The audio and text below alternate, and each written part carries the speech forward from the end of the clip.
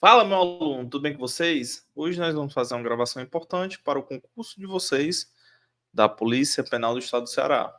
Mas não serve só para este concurso, também não vamos se ater somente a só Polícia Penal. Se eu estiver assistindo essa aula em outro momento, não vai ser válida. Não, pessoal. É a lei de abuso de autoridade completa, mas o foco, por conta da presente data, é o concurso da Polícia Penal do Estado do Ceará. Sem mais delongas, vamos dar início. Lei de abuso de autoridade, lei seca, mas comentários pertinentes. É um material que é feito por mim, onde eu busco adicionar aquilo que é importante das questões, tanto como alternativas, comentários, como esquemas, tudo isso eu vou trazendo aqui para vocês e vou incluindo dentro da lei. Um momento, pronto. Capítulo 1 das disposições gerais. Esta situação aqui foi um comentário que eu achei lá no Tecconcurso. Não lembro o nome da pessoa, mas eu tenho que agradecer. Que ela fez um apurado, um resumo de tudo que é importante dentro da lei de abuso de autoridade. Vamos aqui aos poucos. Ó. Todos os crimes da lei de abuso de autoridade são de ação penal pública incondicionada. Deixa eu pegar outra marcação aqui. No entanto, será permitida a ação penal privada se a ação penal pública não for intentada no prazo legal. Isso é comum. A ação penal pública tem um prazo para ser feita a denúncia, isso é pelo Ministério Público, mas quando ele não entra com essa ação no prazo legal, o ente privado pode entrar, por conta da desídia, né, da falta de compromisso com o Ministério Público em oferecer a denúncia. Não existe pena de reclusão. Só detenção e multa. Isso aí por quê? Trago essa situação? Porque houveram questões que foi cobrada a situação. Ele dá a capitulação e diz o seguinte: pena de reclusão, tanto a tanto, pronto, morreu. Só com base nessa informação a gente já sabe que não tem a reclusão, somente a detenção, isso já mata algumas questões. Não tem a modalidade culposa. Todos os crimes são dolosos e exige o elemento subjetivo especial, a intenção de praticar o abuso de autoridade, porque você pode praticar uma conduta, por exemplo, vamos pegar um exemplo prático de um policial que vem a bater em outra pessoa. Na maioria das vezes, até pela falta de conhecimento de algumas pessoas, as pessoas já alegam como abuso de autoridade. Mas abuso de autoridade tem que existir esse dolo. Além do dolo de praticar o crime, você tem que ter o dolo específico de praticar o crime de abuso de autoridade. Porque, por exemplo, se o policial lá naquele momento estava com o dolo, a intenção de simplesmente praticar lesões corporais, e que essa sua atitude não se encaixava em nenhuma outra, outra capitulação dentro da lei de abuso de autoridade. Isso já exclui o crime. Então, além da prática dolosa, você tem que ter esse elemento subjetivo. Admite coautoria e participação, o rol dos sujeitos ativos é exemplificativo. Significa isso? Vai ter dois rols, rol, tu sempre vai associar com lista, onde ele sempre vai dizer assim, ou o rol ele é exemplificativo, ou o rol é taxativo. Vou até botar assim, ou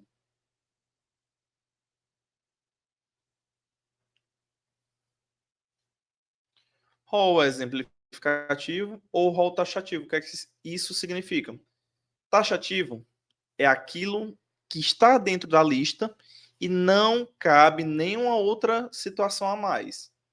Rol exemplificativo significa que ali é uma lista de exemplos, mas que possa vir outras pessoas, outros sujeitos a praticar o crime em questão. Por exemplo,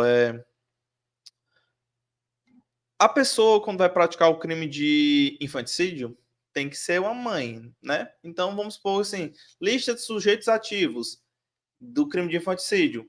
Uma mãe em estado puerperal. Pronto. Então, é um rol taxativo. Dentro dessa lista, é somente este sujeito. Aí, rol exemplificativo. É o próprio exemplo da lei de abuso de autoridade, onde você vai pegar aquela quantidade de pessoas, onde ele está dando um norte, a lei está dando um norte de quem são essas pessoas, e que cabe qualquer outra pessoa, desde que ela esteja atrelada ao serviço público. Servidor aposentado não responde por essa lei. Peraí. Servidor aposentado não responde por essa lei, salvo se participar de ato com agenda ativa. Só o próprio servidor aposentado, ele praticar qualquer atitude descrita lá, não vai configurar o abuso de autoridade. Porém, se, por exemplo, vamos lá, policial aposentado tá junto com, estava passeando lá com sua família e viu uma composição pegando um menor que foi apreendido e praticando um crime de abuso de autoridade. A composição está praticando. O antigão aposentado, eivado do seu sangue policial, decidiu participar da atividade criminosa. Nesta situação, aí sim ele responderia pelo crime, porque ele está agindo em participação. Na verdade, ele está agindo em coautoria com os policiais, mas ele, por ele mesmo, sozinho, não, ele não responde. Competência. A regra é que a justiça comum estadual vai julgar. Para ser federal, precisa atingir interesse da União. Perda e inabilitação para o exercício do cargo, mandato ou função não são automáticos. Para ocorrência desses efeitos, precisa reincidência específica na lei de abuso de autoridade. Isso aqui é uma coisa que a gente vai ver mais lá na frente. Mas é sempre bom lembrar, porque uma coisa que vocês já memorizem logo é que quais são os crimes que é perca automática? Tanto a perca como a inabilitação para o exercício do cargo. Automático. Tipo assim, você foi sentenciado por esse crime, automaticamente você perde. Aqui não é o caso, né? Você foi sentenciado e perde, não. Você vai decorar o seguinte: automático. O T é de tortura.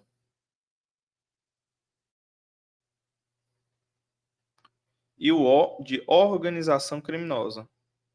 Vou botar organização criminosa. Pronto, esses dois crimes, quando a pessoa é sentenciada pelo cometimento desse crime, aí sim, perda e inabilitação do exercício do cargo. Vamos dar continuação. Todos os crimes da nova lei de abuso de autoridade são de detenção ou multa. Isso aqui já são outros comentários, né, mas reforçando. Na nova lei, nas disposições gerais, foi feita uma alteração na lei de interceptação telefônica, que traz pena de reclusão. É a única pena de reclusão. Então, ou seja, é uma exceção à regra, mas na maioria das vezes, ali 99%, detenção. Aí a lei tem essa situação específica, essa exceção, que vai trazer a pena de reclusão. Então, tu já memoriza, é mais fácil memorizar uma situação do que diversas. Nas disposições gerais, também foi feita uma alteração no Estatuto da OAB, que traz um crime com pena de detenção. Interceptação telefônica. Constitui crime realizar interceptação de comunicações telefônicas, de informática ou telemática, promover escuta mental ou quebra de segredo de justiça sem autorização judicial, ou com objetivos não autorizados em lei. Reclusão, 2 a 4 anos. Estatuto da OAB. Constitui crime violar direito ou prerrogativa de advogado previsto, aí os incisos, detenção 3 meses a 1 ano. Alterações em outras leis pela nova lei de abuso de autoridade. Isso que você acabou de ver, por exemplo, tem uma lei específica para a situação de interceptação telefônica e tem também a questão do Estatuto da OAB, ou seja, pela nova lei de abuso de autoridade, essas leis foram, parte dessa lei, né, artigos específicos dessa lei foram modificadas. Então, quais foram as outras leis que foram modificadas? A questão da prisão temporária, interceptação telefônica, que a gente acabou de falar, ECA, OAB. Aí o que foi revogado? A antiga lei, óbvio, né? Antiga lei majorante da violação do domicílio por agente público e violência arbitrária com abuso de poder. Estas situações aqui é porque elas foram tragas, né, pela nova lei, então foram retiradas do Código Penal e foram tragas para a lei especial. Crime de tortura física mais abuso responde somente pela tortura.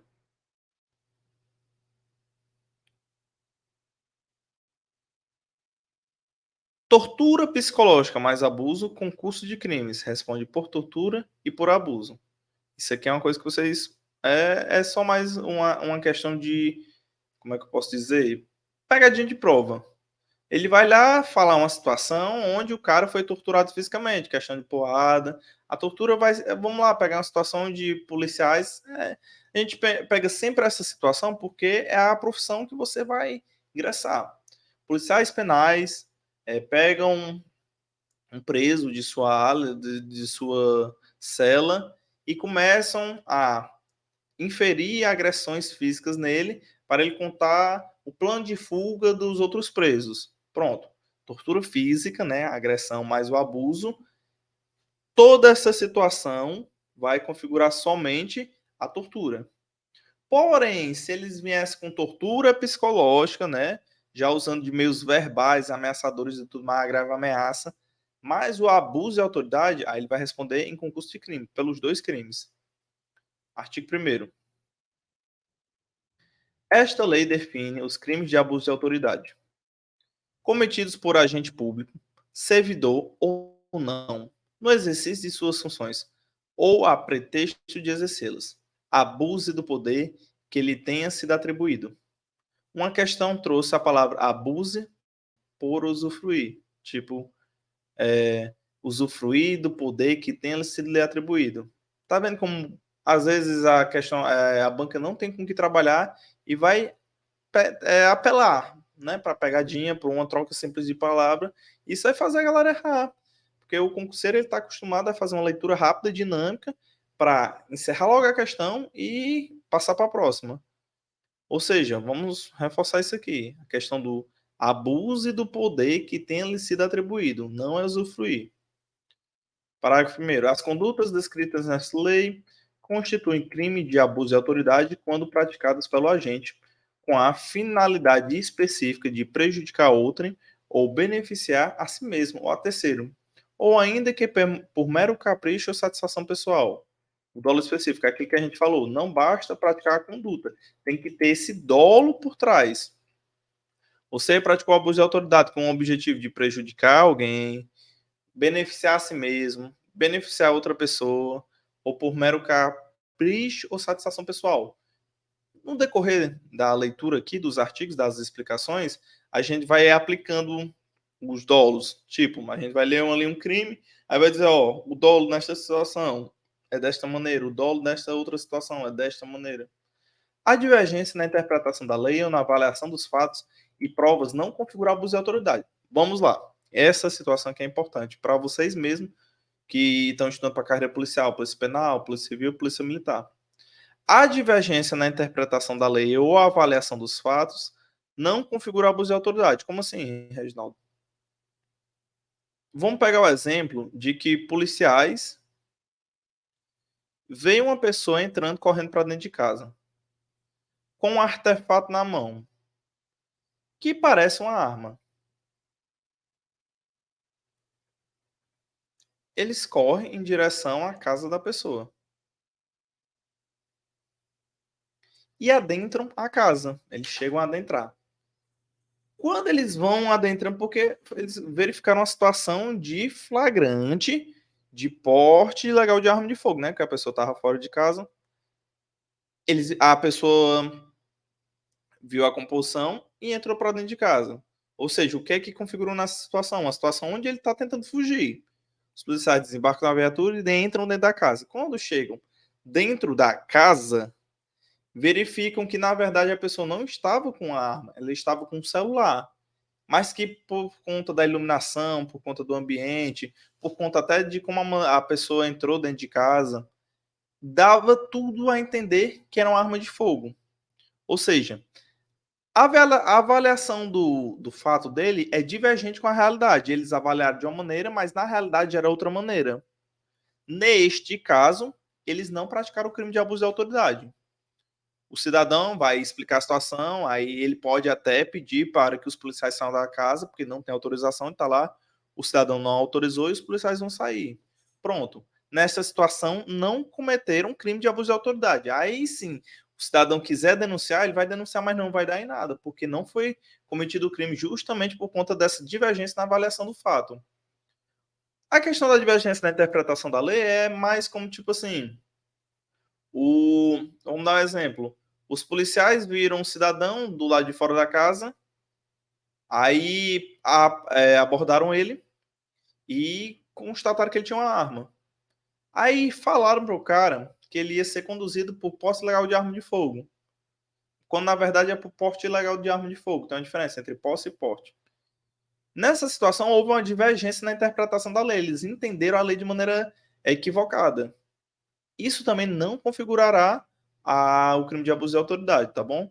Então, divergência na interpretação da lei ou na avaliação dos fatos não configura. Essa da avaliação dos fatos é importante, porque já aconteceu uma ocorrência onde uma composição viu um cidadão parado no meio da rua que chamou a composição e falou: ó, dentro daquela casa tem uma mulher que está morrendo de apanhar pro marido. E foi ouvido os gritos da mulher apanhando. Só aí a composição, qual a avaliação do fato que ela faz? O cidadão falou que tem uma mulher apanhando. A gente escuta o grito de mulher apanhando. A composição entrou dentro da casa. Só que quando chegou lá, a mulher disse que não estava apanhando e pediu para a composição sair da casa dela, que ela não autorizou. Desta maneira, a composição teve que se retirar. Na verdade, ela estava apanhando, mas como não foi comprovado nada naquele momento, a palavra dela era o que estava valendo. Então vamos supor que o que ela estivesse falando era verdade.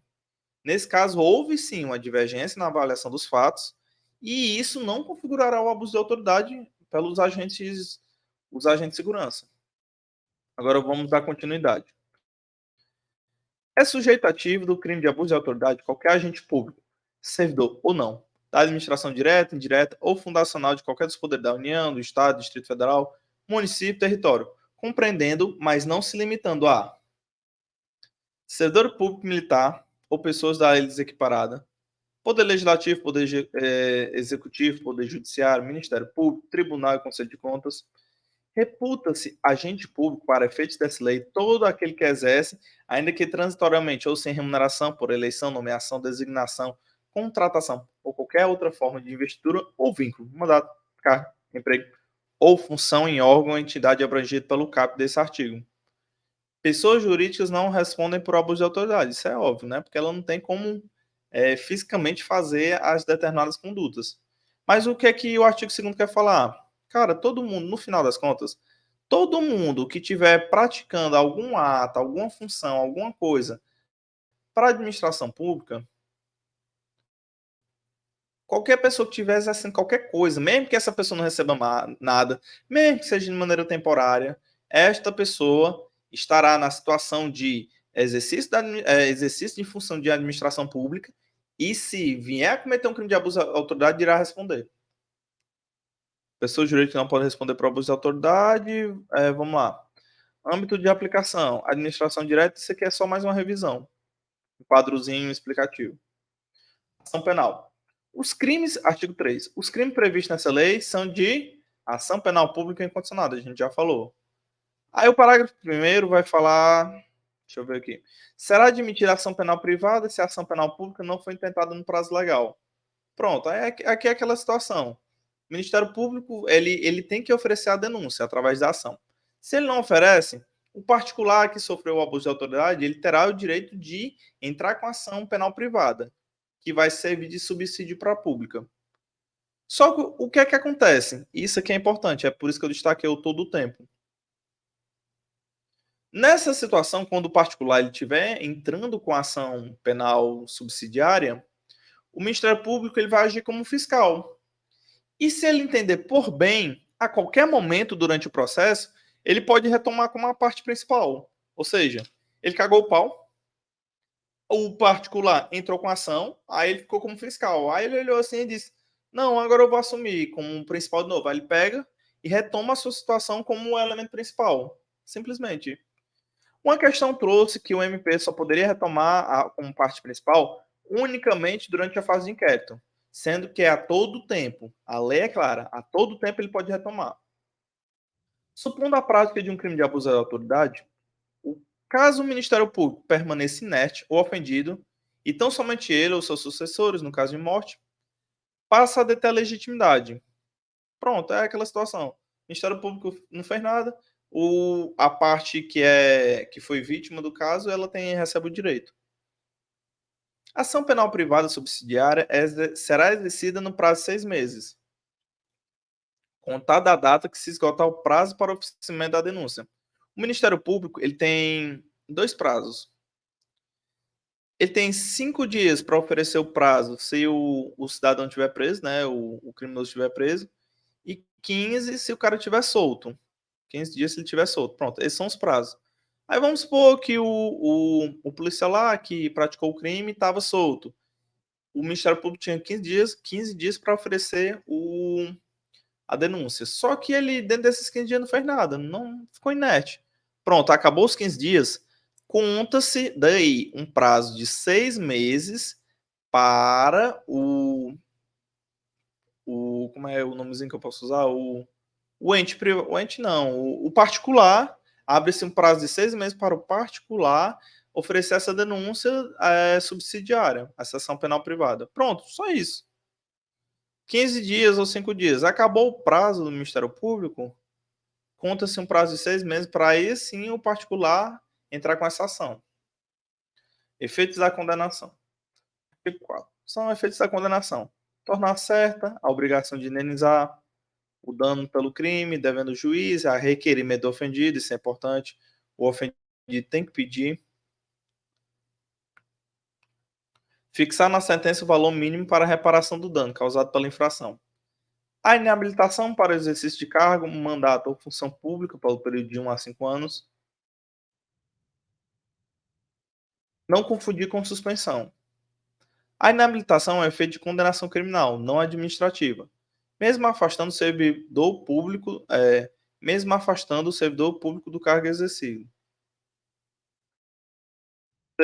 Inciso terceiro, a perda do cargo, do mandato ou da função. Parágrafo único. Os efeitos previstos nos incisos 2 e 3 do artigo desse caput são condicionados à ocorrência de reincidência em crime de abuso de autoridade e não são automáticos, devendo ser declarado motivadamente na sentença. Vamos só fazer uma releitura aqui. São efeitos da condenação: tornar certa a obrigação de indenizar a coisa, inabilitação para o exercício de cargo, mandato e função, pelo período de 1 a 5 anos, e perda do cargo, mandato ou função. Pronto. E um quadrinho que a gente foi um comentário de um aluno, mas é notório que é de um curso preparatório específico. É que ele trouxe as situações, ó, perda de função pública. Nos crimes de preconceito racial, não automático, mas enfim, isso aqui é para vocês dar uma lida depois. E vocês notarem que as duas situações que são automáticas é daquele bizu que eu dei. Tortura e organização criminosa. Só botar mais aqui mais uma vez aqui para vocês. Decora desse meio. Automático. Pronto. De tortura e ódio e organização criminosa. De novo. Pronto. Pena restritiva de direito. Pessoal, antes da continuidade, alguém deve estar pensando, Reginaldo, como é que eu faço para adquirir este material? Você só tem acesso a esse material se for aluno da mentoria. Não existe outra maneira. Eu até pensei uma vez em comercializar, mas não ficava muito interessante, porque, tipo, eu ia cobrar um valor que é justo por ele, você ia achar caro, com certeza você ia achar caro, porque realmente eu entendo como é a condição de um concurseiro. Então, eu decidi tornar esse material privativo do aluno da mentoria. Então, não tem outra maneira senão essa.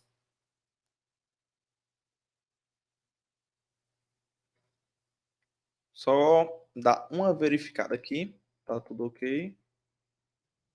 Vamos continuar. As penas restritivas de direitos substitutas da privativa de liberdade previstas na lei são prestação de serviço à comunidade. Não tem entidade privada, não quer nessa. Pronto, isso aqui, ó, por exemplo, pessoal, prestação de serviço à comunidade ou entidade pública. Não uma questão já cobrou, dizendo que era prestação de serviço à comunidade ou entidade pública e privada. Não, não tem privada, somente pública. Aí é aquele negócio que eu falei, ó, suspensão do exercício do cargo.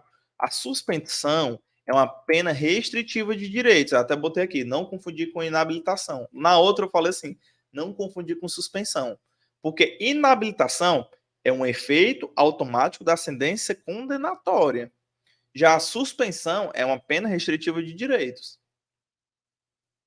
Aí pelo prazo de 1 a 6 meses, com perda do vencimento da vantagem. Pronto, só essas duas situações. Prestação de serviço à comunidade ou entidade pública e suspensão com perda do vencimento pelo prazo de 1 a 6 meses. As penas restritivas de direitos podem ser aplicadas autônoma ou cumulativamente. Sanção, natureza civil e administrativa. As penas previstas nessa lei serão aplicadas independente da sanção de natureza civil ou administrativa cabível. Parágrafo único. As notícias de crime previstas nessa lei que descreve a falta funcional serão informadas à autoridade competente com vistas à apuração.